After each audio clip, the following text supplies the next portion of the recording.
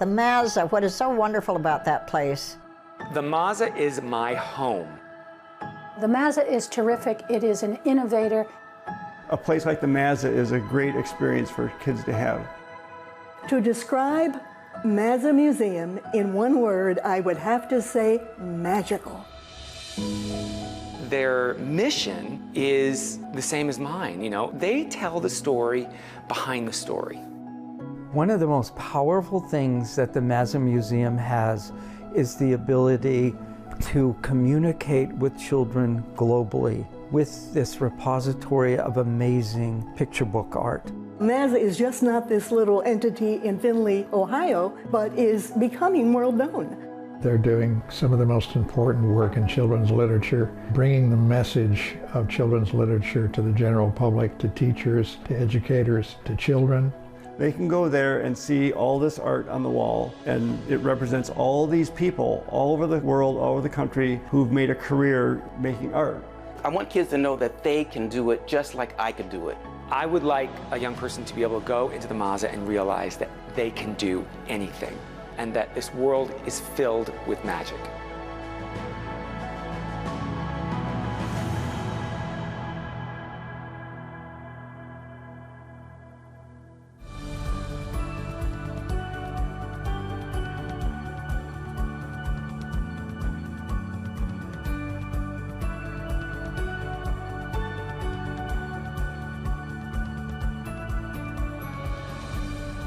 This film was produced in cooperation with the University of Findlay's Mazza Museum. Major funding for The Magic of Mazza is provided by the Mary Ann Dana Younger Fund at the Findlay-Hancock County Community Foundation in dedication to Jerry Mallett.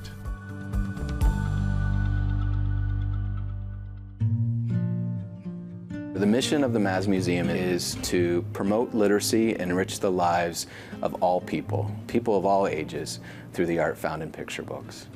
So the comment that I hear most when people are visiting Mazza for the first time is that it's a hidden gem, and they often ask, why haven't we heard about this sooner?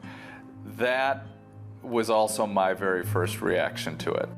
If I had to describe or explain to anyone as to what it is that the Mazza Museum is, I would say that it is an opportunity to see how important children's literature is to our families, to our schools, and to our value system.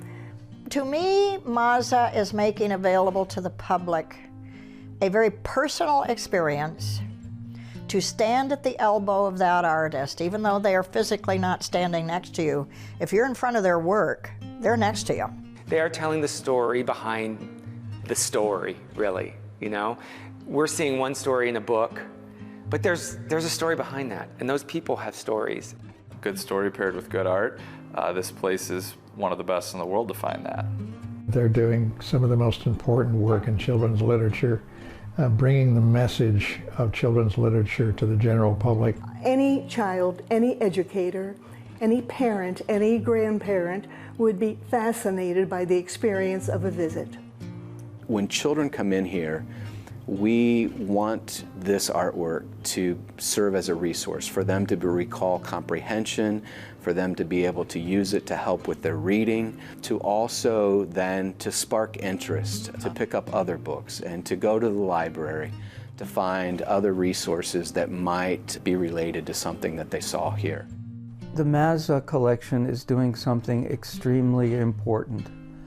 They have become a repository for picture books, but it also sends a message to all of us about the importance and the value of picture books and how they can build a lifelong appreciation for curiosity and reading, which is the key to education. It's the key to everything. The first understanding of art itself, the first experience with visual energy and excitement comes from, most oftentimes with children, from a children's book. The Mazza Museum began in 1982 at a time when Findlay College was celebrating its 100th anniversary. And the president at that time asked each college to do something new or unique that might be around for 10 years to celebrate that anniversary. A professor in the College of Education, Dr. Jerry Mallett, also was a writer of some picture books as well as many teacher resource materials. And it was his idea to create a place that would give recognition to the art of picture books. And he felt like their art for many years was not given the credit that it deserved.